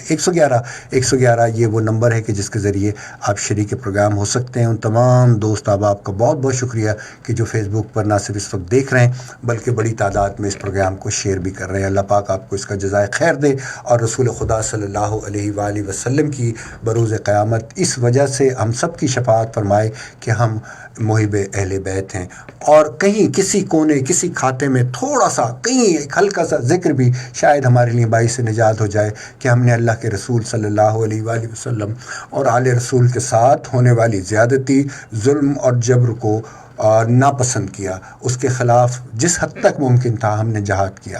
اللہ تبارک و تعالی ہم سب کے حال پر رحم فرمائے۔ دیکھتے ہیں کہ یہاں کون ہے اور اپنی گفتگو کا آغاز کرتے ہیں۔ وہ تمام میرے دوست احباب کے جو بارگاہ معصومین کربلا، مظلومین کربلا، متاثرین کربلا ہدیہ سوز و سلام پیش کرنا چاہیں وہ مجھے کال کر سکتے ہیں 111 نمبر پر۔ جی السلام علیکم۔ السلام علیکم ورحمۃ اللہ وبرکاتہ۔ وعلیکم السلام۔ کون صاحب ہے ہمارے ساتھ اور کہاں سے؟ جی میں خواجہ ارشد محمود بول رہا ہوں، نعت ناظم آباد کراچی سے۔ جی ارشد محمود صاحب، میں یہ پوچھنا چاہ رہا ہوں کہ آیا یزید کو اتنا ظالم کیوں قرار دیا گیا ہے جبکہ حضرت امام حسن حسین وغیرہ کو جو شہید کرنے والے تھے وہ شمت حسین تھے؟ اب یزید کا نام جو آتا ہے، یہاں چھوٹی سی ایک مثال خواجہ صاحب، ایک چھوٹی سی خواجہ صاحب ایک چھوٹی سی ایک مثال دے دوں آپ کو، یہیں پر یہیں بیٹھے بیٹھے دے دوں؟ میں نے کہا ایک چھوٹے سا اس کے جو آپ نے سوال کیا اس کی چھوٹی سی مثال آپ کو دے دوں، شاید آپ کی رہنمائی ہو جائے۔ یہ موجودہ جو ہماری اپوزیشن ہے یا وہ لوگ ہیں کہ جو عمران کو پسند نہیں کرتے، تو عمران کی حکومت میں کم و بیش 600 650 کے قریب جو اس کے معاونین ہیں، تو جو کچھ بھی ملک میں برا بھلا جو کچھ بھی ہوتا ہے اس کی ذمہ داری عمران خان پہ کیوں عائد کی جاتی ہے، باقی لوگوں پہ کیوں نہیں کرتے؟ ہاں، اور اس کی وجہ یہ ہے کہ عمران حاکم وقت ہے، اس کے دور حکومت میں جو کچھ ہوگا وہ براہ راست اس تک پہنچے گا، کیونکہ اس کی حاکمیت ہے، وہ وزیر اعظم پاکستان ہے۔ تو یہ ہے ایک چھوٹی سی مثال کہ اگر آپ حاکم وقت ہوں اور آپ کے دور حکومت میں جو ظلم و ستم روا رکھا جا رہا ہو اس کا براہ راست تعلق آپ سے ہوگا۔ جزاک اللہ، بہت شکریہ۔ بہت شکریہ سر، آپ نے مجھے نتائج کیا، بہت تھینک یو، بہت شکریہ۔ یہاں دیکھ لیں کون ہے ہمارے ساتھ۔ جی ہلو، السلام علیکم۔ ہلو جی جی وعلیکم السلام، کون صاحب اور کہاں سے؟ میں غلام مصطفیٰ شہزاد پور سے بول رہا ہوں، لاڑکان سے 52 میل دور ہے۔ جی غلام مصطفیٰ صاحب، میں ہر سال سر آپ کی پروگرام سنتا رہتا ہوں، میرے کو بہت اچھا لگ رہا ہے آپ کی پروگرام، جزائے خیر، اور آپ کی محنت پہ اللہ پاک جو ہے نا ترقی دے گا اور کامیابی دے گا، آمین۔ میں بہت سنتا ہوں آپ کے پروگرام، اللہ پاک خوش رکھے آپ کو، بہت شکریہ، اچھا لگ رہا ہے میرے کو پروگرام، جزاک اللہ۔ تو اس میں عقل میں تھوڑا سمجھ میں آ جاتا ہے۔ چلے اللہ پاک ہم سب کی سمجھ میں آسانیاں پیدا فرمائے اور اس واقعے کو صحیح انداز میں سمجھنے کی، جزاک اللہ۔ اللہ پاک سب مسلمانوں کو جو ہے نا نبی کریم صلی اللہ علیہ وسلم کے طریقوں پر اور اس پہ عمل کرنے کی توفیق دے، آمین ثم آمین، آمین ثم آمین۔ نبی کی ایک سنت زندہ کرنے سے 100 شہیدوں کا ثواب ہوتا ہے۔ بے شک بے شک، بہت شکریہ، جزاک اللہ۔ یہاں دیکھ لیں کون ہے ہمارے ساتھ۔ جی ہلو، السلام علیکم۔ السلام علیکم۔ جی وعلیکم السلام۔ جی میں حافظ غلام نبی عرض کر رہا ہوں لاہور سے۔ جی حافظ غلام، کیسے ہیں، ٹھیک ٹھاک ہیں؟ الحمد للہ الحمد للہ۔ سننے والے بہت سلام۔ اچھا کال سے نا آپ کی آواز صحیح نہیں آ رہی، کال جب آپ کال لے رہے ہیں نا تو اس کی آواز بالکل اٹک کے آ رہی ہے، صحیح نہیں آ رہی کال۔ اچھا وہ آپ کو فون پہ نہیں آ رہی ہوگی، آنر صحیح جا رہی ہے آپ کی اور میری آواز؟ آنر نہیں آ رہی ہے، فون پہ بالکل ٹھیک آ رہی ہے، ریڈیو پہ صحیح نہیں آ رہی۔ اچھا کال میں میری آواز ریڈیو پہ صحیح نہیں آتی؟ ہاں جی بالکل صحیح نہیں آ رہی، اٹک کے آتی ہے نا، جب رک کے آتی ہے نا، آگے بھی بالکل ٹھیک آ رہی ہے، کال پہ صحیح نہیں آ رہی۔ چلے शायद कुछ बेहतर हो जाए। जी चलें, बहुत शुक्रिया हाफिज साहब। वालेकुम अस्सलाम, अल्लाह हाफिज। यहाँ देख लें कौन है हमारे साथ। जी हेलो, अस्सलाम वालेकुम। वालेकुम अस्सलाम। सलीम भाई बहुत अच्छा प्रोग्राम कर रहे हैं माशाल्लाह। आपका तलफ़ुज़ इतना बेहतरीन तरीके से आप अल्फाज अदा करते हैं कि एक एक लफ्ज़ एक एक जुमला समझ में आता है माशाल्लाह। बहुत अच्छा प्रोग्राम कर रहे हैं आप। अल्लाह पाक आपको जज़ाए खैर दे, बहुत शुक्रिया। मैं एक सलाम का एक शेर पेश करना चाहूँगी। जी बिस्मिल्लाह कीजिए। जानाने मुस्तफा को हमारा सलाम हो, जानाने मुस्तफा को हमारा सलाम हो, सुल्ताने करबला को हमारा सलाम हो। सब लिखना की तरफ से सलामत करती हूँ। वालेकुम सलाम, बहुत शुक्रिया। हजरत इमाम हुसैन रज़ी अल्लाह ताला अन्हा और उनके रफ़क़ा की खिदमत में। जज़ाकल्लाह, बहुत शुक्रिया, अच्छा बहुत काम शुक्रिया। करते हैं। अल्लाह हाफ़िज़। थैंक यू, थैंक यू, अल्लाह हाफिज़। यहाँ देख लें कौन है हमारे साथ। जी हेलो, अस्सलाम वालेकुम। जी वालेकुम अस्सलाम। कौन साहिबा कहाँ से? कैसे है भाई? जी मैं बिल्कुल ठीक हूँ, अपना नाम बता दीजिए। मैं रुबीना और मंसूर नगर ऑरेंज टाउन से बात। जी रुबीना जी भाई, वो बोल रहे कि आपको मीर अनीस के अंदाज में वो बयान करते थे। हाँ, वो मैं इंशाल्लाह 7 मुहर्रम को पेश करूंगा मीर अनीस को। एक मेहरबानी करके मदीने से रुखसत कर दीजिएगा ना। बिल्कुल इंशाल्लाह। बहुत कुछ सुनाना चाहती हूँ। जी बिस्मिल्लाह कीजिए। करबला की निसारों को सलाम, फातिमा ज़हरा की प्यारों को सलाम। कुछ बहुत अच्छा होता है, लोग सब फैमिली सुनते हैं आपको।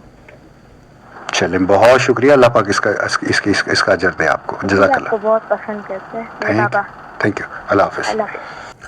जी जनाब, अस्सलाम वालेकुम और अस्सलाम वालेकुम पाकिस्तान। तकरीबन 10:46 हो चुके हैं, यानी कि कराची का जो स्टूडियो है वहाँ पर, बाकी पूरी दुनिया में आप देख रहे हैं। फेसबुक पर जितने भी मेरे दोस्त अहबाब हैं उन सबका बहुत शुक्रिया। अली यूसुफ जज़ाकल्लाह, अली रफ़ीक मेरे बहुत अच्छे दोस्त हैं, सिंधु साहब फैसलाबाद से, आपका बहुत बहुत शुक्रिया अली भाई कि आप इस बाबरकत नशियात में हमारे साथ हैं और आपके पैगामात भी मुझे मौसूल हो गए। अल्लाह पाक आपको भी अपने हिफ्ज़ व अमान में रखे और आपकी सारी मुश्किलात को दूर करे। इसके अलावा और भी बहुत सारे दोस्त अहबाब हैं कि जिनके पैगामात इस वक्त मुझे मौसूल हो रहे हैं।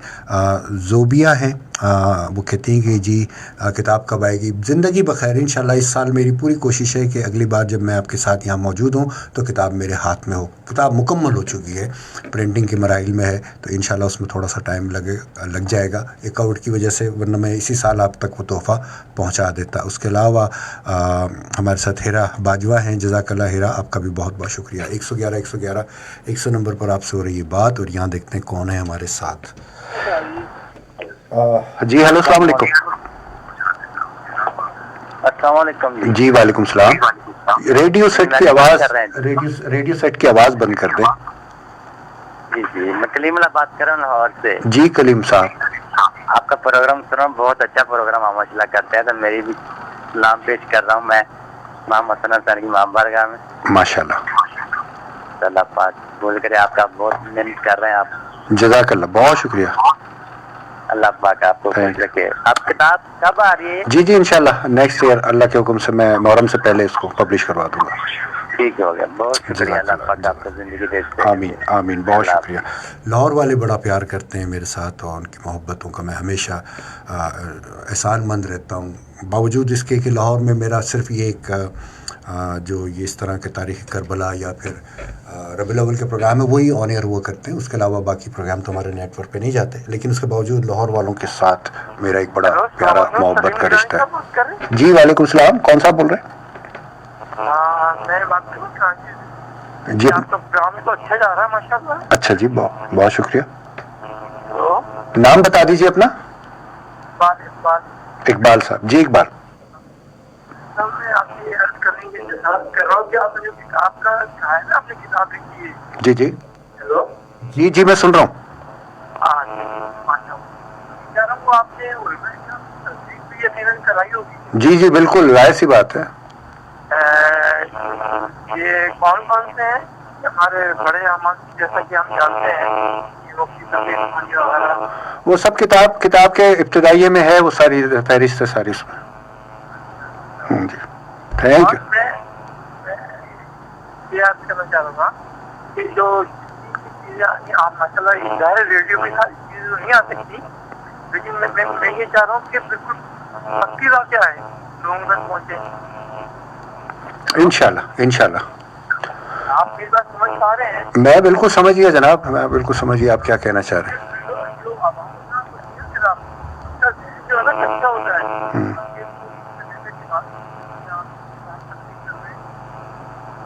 ٹھیک ہو گیا اقبال صاحب، بہت شکریہ، تھینک یو. یہاں دیکھ لیں کون ہے ہمارے ساتھ. جی ہلو السلام علیکم. برائے مہربان. Hello hello. جی السلام علیکم. وعلیکم السلام. جی کون صاحب اور کہاں سے؟ حافظ محمد ظہیر.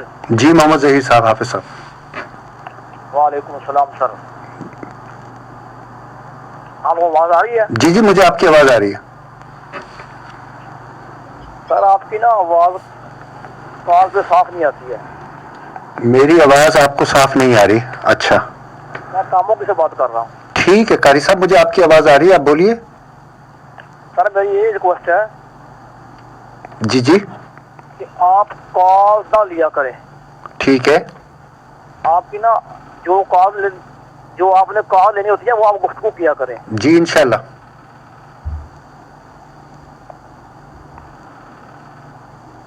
ٹھیک ہو گیا قاری صاحب.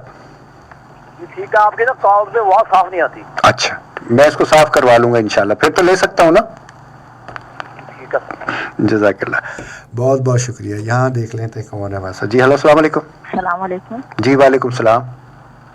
جی عالیہ ممتاز رنگی ٹاؤن سے. جی عالیہ ممتاز. بھائی اللہ تعالیٰ آپ کو بہت بہت خیر دے. آپ بہت خوبصورت پروگرام کرتے ہیں بھائی. جزاک اللہ، بہت شکریہ عالیہ. اور میر انیس کا میں بھی کہوں گی کہ آپ دوبارہ سے وہ سلسلہ شروع کریں. انشاءاللہ میر انیس کو میں شامل کرتا ہوں. جی مدینے سے رخصت. ٹھیک ہے بھائی. ٹھیک ہو گیا بھائی، ٹھیک ہو گیا. تھینک یو، جزاک اللہ. السلام علیکم. اچھا جی یہاں کون ہے ہمارے ساتھ. جی ہلو السلام علیکم. وعلیکم السلام. السلام علیکم سلیم گیلانی صاحب. جی جی بات ہو رہی ہے. آن ایئر ہے آپ. بہت بہت شکریہ. کافی عرصے سے آپ کا پروگرام سن رہا ہوں. الحمدللہ. لیکن آج بھی مجھے ٹائم نہیں ملا. میں پوچھا ہوں مجھے یہ بتائیں آپ کا فیس بک پر کس نام سے پروگرام ہے اور آپ کی کتاب کا نام کیا ہے؟ کتاب کا نام تاریخ کربلا ہی ہے اور فیس بک پر بھی میرا نام سلیم گیلانی ہی ہے. آپ مجھے فیس بک کو سلیم گیلانی کے نام سے سرچ کر لیں، گوگل میں سرچ کر لیں، آ جائے گا. اور دوسرا یہ کہ آپ سیرت طیبہ پر جو ربیع الاول کے پروگرام کرتے ہیں کہ نہیں کرتے ہیں؟ بالکل کرتے ہیں. شروع کر دیں تو ہاں جی کرتے ہیں انشاءاللہ. اس بار بھی ربیع الاول ملاقات ہوگی آپ سے. جزاک اللہ، بہت شکریہ بہت شکریہ. تو اس میں کوئی شک نہیں ہے کہ یزید نے والی ملک ہو کر زمین میں فساد پھیلایا. حرمین طیبین اور خود مکہ معظمہ اور روضہ طیبہ کی سخت ترین بے حرمتیاں کروائیں. مسجد کریم میں اس کے حکم کے مطابق گھوڑے باندھے گئے. اس کی لید اور پیشاب سے ممبر اطہر کو نقصان پہنچا، ان کو ناپاک ہوئے اور 3 دن مسجد نبی بے اذان و بے نماز رہی. مکہ اور مدینہ حجاز میں ہزاروں صحابہ و تابعین بے گناہ شہید کیے گئے. مکہ معظمہ پر پتھر پھینکے گئے، غلاف شریف پھاڑا گیا، جلایا گیا. مدینہ طیبہ کی پاک دامن بیٹیوں کو، خواتین کو، پارساؤں کو 3 دن شبانہ روز اپنے خبیث لشکر پر حلال کر دیا گیا. رسول اللہ کے جگر پاروں کو 3 دن بے آب و دانہ رکھ کر مائع ہمراہیوں کے تیغ ظلم سے پیاسا شہید کیا گیا. مصطفیٰ کی گود کے پالے ہوئے تن مبارک پر بعد شہادت گھوڑے دوڑائے گئے اور تمام، جس کی وجہ سے آپ کی تمام ہڈیاں چور ہو گئیں. اور سر انور نواسہ رسول صلی اللہ علیہ وآلہ وسلم کی جو محمد کا بوسہ گاہ تھا، اسے کاٹ کر نیزے پر چڑھایا گیا اور پھر اسے منزلوں منزلوں پھیرایا گیا اور حرم محترم کی مختورات مشکوائے رسالت کو قید کیا گیا، ان کی بے حرمتی کی گئی اور پھر اس خبیث کے دربار میں لایا گیا، اس سے بڑھ کر قطع رحیمی اور زمین میں فساد کیا ہوگا؟ تو بلا شبہ وہ شخص ملعون ہے کہ جو اس طرح کی حرکات کرتا ہے، اور قرآن عظیم میں اللہ تبارک و تعالیٰ کی طرف سے صریحاً لعنت ہے ایسے لوگوں پر کہ بے شک یہ اللہ تعالیٰ کا فرمان ہے کہ بے شک جو لوگ ایذا دیتے ہیں اللہ اور اس کے رسول کو، ان پر اللہ کی لعنت ہے دنیا اور آخرت میں، اور اللہ نے ان کے لیے ذلت کا عذاب تیار کر رکھا ہے۔ تو یہ ہے وہ چارج شیٹ جو میں نے اپنے پاس سے نہیں تیار کی، یہ اس سانحے کے بعد سے یزید کے خلاف چلی آ رہی ہے ہر دور میں اور ہر دور میں رہے گی، کہ اس کی ان حرکات نے اللہ کے رسول صلی اللہ علیہ وآلہ وسلم کو بار بار رنجیدہ کیا، دکھ پہنچایا، دکھی کیا، ایذا دی۔ اور اس بارے میں ام المومنین حضرت ام سلمہ رضی اللہ تعالی عنہ، حضرت ام الفضل رضی اللہ تعالی عنہ، حضرت عباس رضی اللہ تعالیٰ عنہ کی روایات کا جو تذکرہ ہے وہ میں آگے چل کر آپ کی خدمت میں پیش کروں گا کہ کس ظالمانہ انداز سے نواسہ رسول صلی اللہ علیہ وآلہ وسلم کو اس بے آب و گیا ریگستان میں قید کر کے، اور یہ یزید کا ہی حکم تھا، یزید کا حکم عبید اللہ ابن زیاد کو پہنچتا تھا، عبید اللہ ابن زیاد کا جو حکم تھا وہ حر اور دیگر وہاں پر موجود لوگوں کو پہنچا کرتا تھا۔ تو یہ وہ چارج شیٹ ہے کہ جو یزید کے خلاف میری لکھی ہوئی یا میری پیش کی ہوئی نہیں ہے، یہ زمانہ قدیم سے چلی آ رہی ہے اور رہے گی۔ اور اگر اس میں کسی کو کوئی اختلاف ہے تو بارہا رکھے، اور جس کا اختلاف ہے اس کے لیے میری صرف یہی دعا کہ بروز قیامت اللہ تبارک تعالیٰ ان تمام لوگوں کو کہ جو محب اہل بیت ہیں ان کو سایہ رسول خدا صلی اللہ علیہ وآلہ وسلم میں اٹھائے، اور جو محب یزید ہیں اللہ پاک ان کا حشر یزید کے ساتھ فرمائے۔ سلیم گیلانی کو آج کی اس بابرکت نشریات سے اجازت دیجیے گا۔ کل انشاءاللہ ایک اور اہم ترین موضوع لے کر میں اپنی گفتگو کو آگے بڑھاؤں گا کہ کیا امام رضی اللہ تعالیٰ عنہ آپ برحق تھے؟ اس پر بھی بہت ساری تنقید لوگ اب آپ کرتے ہیں، تو اس حوالے سے کل میں انشاءاللہ بات کروں گا۔ تو آج جس طرح میں نے یزید کے کردار کے حوالے سے بتایا، کل امام رضی اللہ تعالیٰ عنہ کی جو حق پرستی ہے اس پر میں آپ سے بات کروں گا۔ تب تک کے لیے مجھے اپنے میزبان سلیم گیلانی کو اس دعا کے ساتھ اجازت دیجیے کہ اللہ پاک آپ سب کو اپنے حفظ و امان میں رکھے، آپ سب کی تمام جائز حاجات کو پورا کرے، آپ سب کی مشکلات کو، ہم سب کی مشکلات کو دور فرمائے۔ جو بیمار ہیں، پریشان حال ہیں، رب العالمین ان کی بیماریوں کو صحت یابی سے بدل دے، جو پریشانیاں ہیں ان کو آسانیوں سے تبدیل کر دے۔ ملک پاکستان میں جو اس وقت بے چینی اور بے قراری اور پریشان حالی ہے، بالخصوص اس کووڈ-19 کی وجہ سے، جن گھروں میں فاقہ کشی ہے، رب العالمین اپنے غیب کے خزانے ان لوگوں کے لیے کھول دے، اور جتنی بھی انسانیت اس وقت اس کووڈ-19 کی وجہ سے پریشانی میں مبتلا ہے، رب العالمین غیب سے ان کی پریشانیوں کو دور فرما اور اس دنیا کو ویسا ہی کر دے جیسا اس وبا سے پہلے تھی۔ اپنے میزبان سلیم گیلانی کو اجازت دیجیے۔ وآخر دعوانا ان الحمدللہ رب العالمین۔